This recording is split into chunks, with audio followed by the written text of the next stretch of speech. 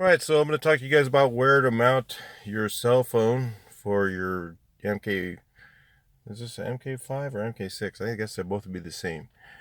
Um, Jetta, and maybe you don't know where to put it.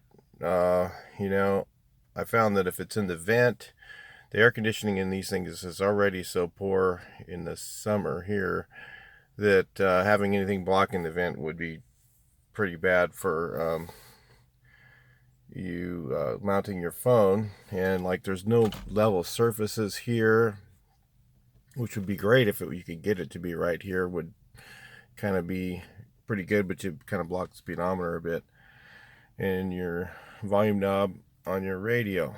So what I got is a magnetic mount, um, right here. And this is my old phone, by the way. This is the new phone I have. Is a If you haven't noticed, my video quality and my sound is much better. This was a good phone, LG, but it mounts actually right here. Either way, you can round it up like that or like this. I don't have the magnet on here yet.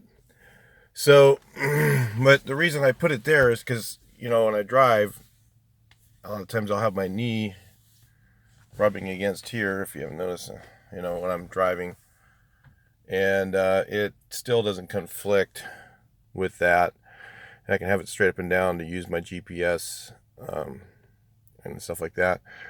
So that's one of the things you'll find that's the difficult place to put it.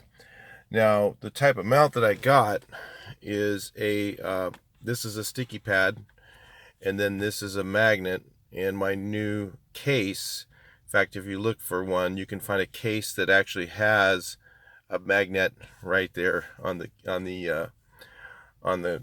back of it, or not a magnet. It has actually a piece of a metal medallion in the middle, and that's what I should get today sometime, so that my phone will just mount on there. So anyway, but that's the type of mount that I found to work. I'm just driving around. I haven't really put one there. I haven't used it yet, but I've been driving around trying to figure out where it would be most comfortable for me to use it. I think if it's on the right, and below the windscreen, you don't want to block your windshield, because if you block your windshield, then it's hard to see. And also, it can make it harder to see the phone because the light that's up there, and some other things. And plus, if you wanted to just do a quick voice text, which I don't do any kind of texting when I'm driving at all. But if you were to have to reply to something, and you could push your microphone pretty easily with your pinky and still be on the wheel. So that, I mean, people say, oh, well, that's terrible. You shouldn't text when you drive. Well, people do it. Everybody does it. Even if they say that they don't, they do. So, or if you pull over, you can do a quick pinky button, hit the text, hit the voice, make a quick text to somebody or reply to something that you had to do. I never have conversations while texting while I'm driving at all. I know I don't text and have conversations. That's just ridiculous. That's a waste of time. So that whole thing, that should stop.